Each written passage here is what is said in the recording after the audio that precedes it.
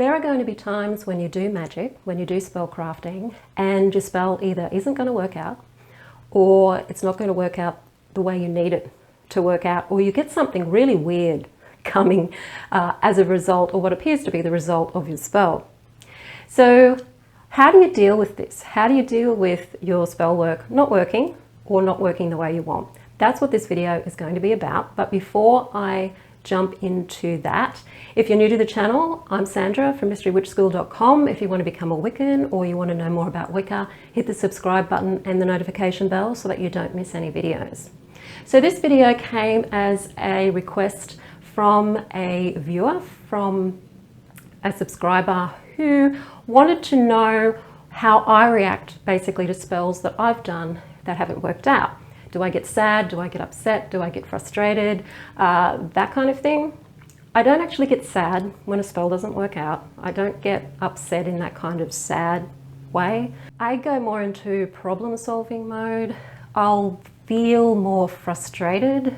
I'll tend to go more into that kind of emotional realm rather than being sad and upset with it. So for me, it's about looking at the spell, looking at my circumstances, looking at my perception of myself and my beliefs around the results, and just troubleshoot basically to see what might be interfering with the results of the spell. So that's the way that I deal with spells. But when I first started out, my very first spell that I did was to win the lotto. Okay, so I would have been about 21 and I didn't know much about magic. I picked up a book by Scott Cunningham called The Truth About Witchcraft Today, and I did a money spell that's in that book. And my sister and I did the money spell to win the lotto. And of course it didn't work. We didn't win the lotto. I think at the time I did feel disappointed and I did feel frustrated because I had that magical thinking, like you see magic in the movies and you think magic is supposed to be like that. And a lot of skeptics will criticize magic because they think that magic should be like that too. And I think we all do deep down inside because we've grown up on fairy tales and movies where you click your fingers, you wave a wand, you say some magic words and bang, stuff happens. And we know from experience from doing spell casting and magic, it's not how it works, which is a shame. But if it did work like that, the world would be a very different place. So that was my first experience of spell crafting.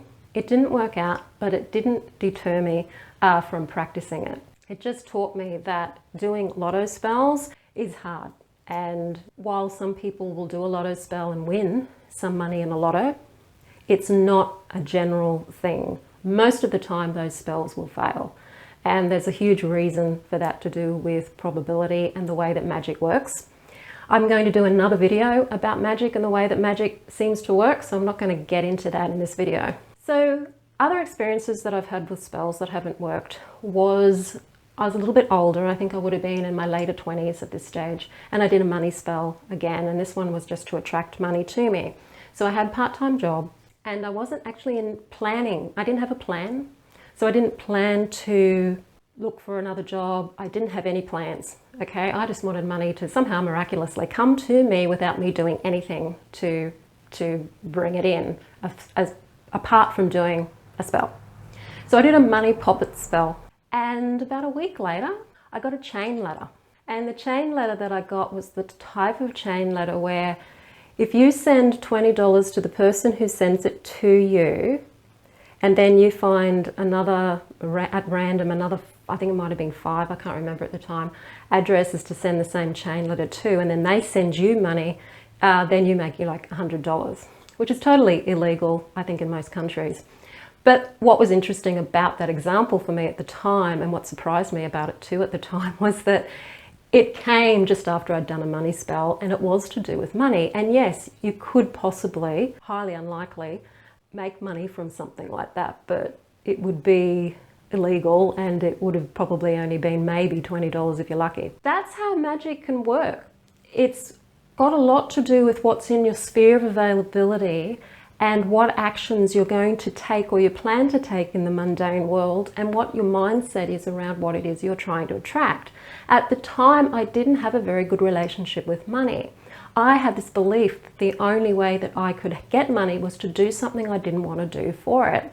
Of course, I didn't want to do that, so I had no channels available to me apart from a scam running through my sphere of availability. So the lesson that I learnt from that, as frustrating as it was at the time, money spells need to sync up with action plans in the mundane realm, generally speaking.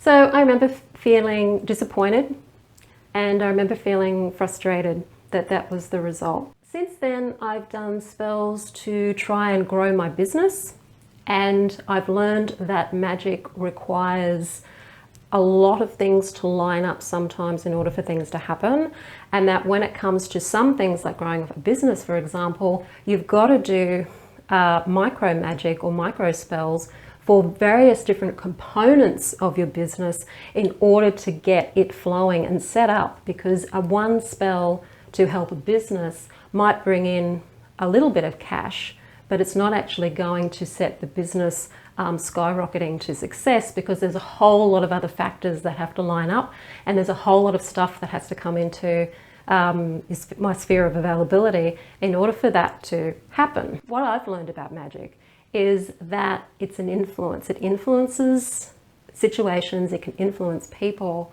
but it's not like it is in the movies. And each time I do a spell and I might only get minor results, I'll understand that, okay, I'm either not taking the action I need to take, or it's not in my sphere of availability yet, so how do I bring it into my sphere of availability? The vast majority of spells that I've done over the years have worked. The ones that haven't have been where I haven't been in the right mindset, or I haven't been taking the physical action to allow the results to come to me. So for example, love spells that I've done in the past have taken time to work because I'm an introvert and I don't go out a lot.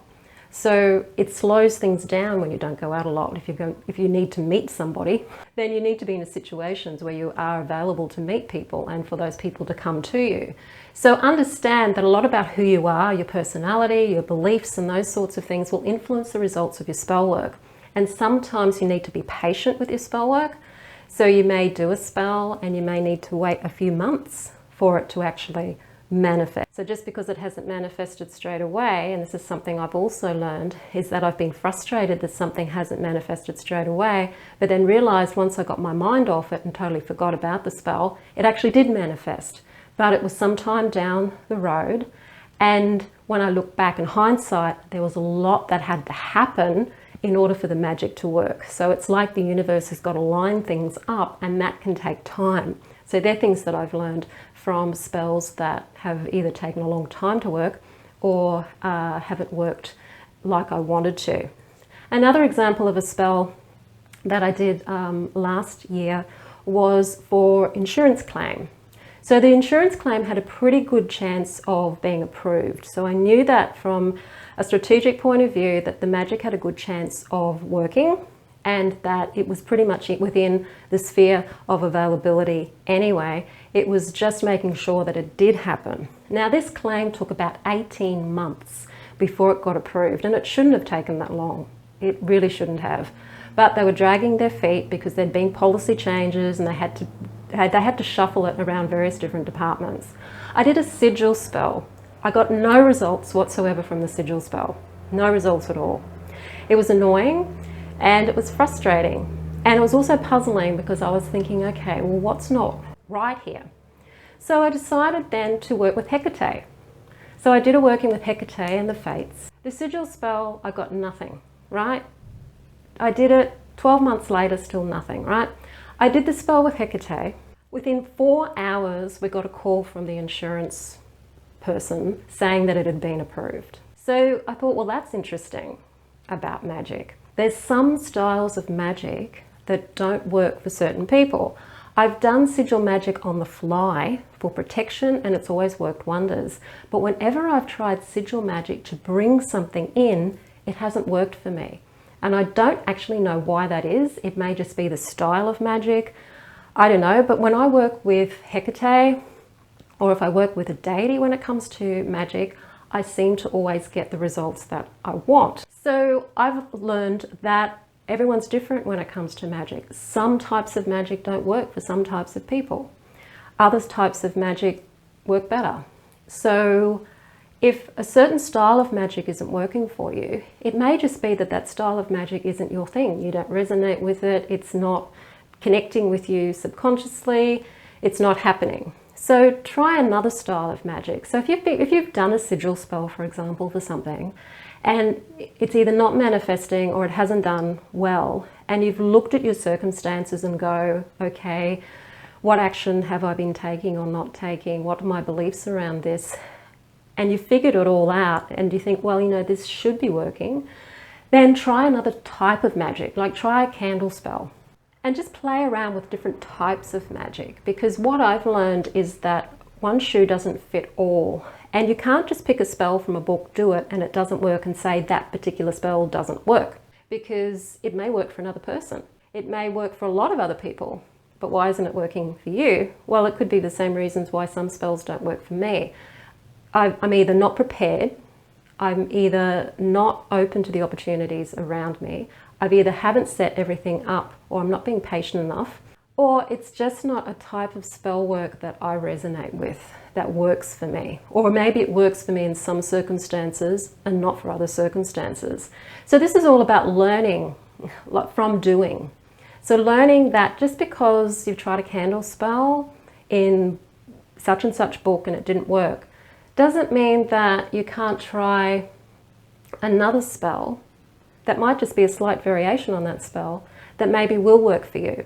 Or maybe a spell that you did from a book didn't work for you, but if you go and troubleshoot maybe the reasons why it didn't work for you in regards to mundane action, is it in your sphere of availability? What do you need to do maybe first in order to have that in your sphere of availability? And then go and do the spell again, having tweaked everything, then maybe that exact same spell could work for you again. All these things are about experimentation. Don't get upset if your magic doesn't work. Fine, you will get frustrated possibly, and you will get angry, but the point is, don't beat yourself up. Don't give up and say, oh, magic doesn't work. Don't expect it to work like it does in the movies. Don't listen to the skeptics who say, well, if you really could do magic, then, you know, why don't you just manifest $1 million? Or some kind of attitude like that. Don't buy into that.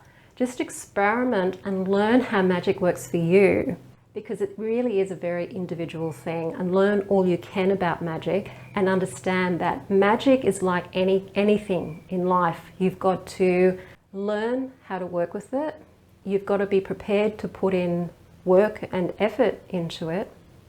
And don't just expect that great stuff's going to happen because you've done one spell. It does happen like that, but that's generally not the norm. Generally, there's a lot of other factors to think about when it comes to magic. If you want to understand what those factors might be, I do have that free download. It is called Spellcaster Checklist. You can download that from my website. I've got the link to that in the description field below.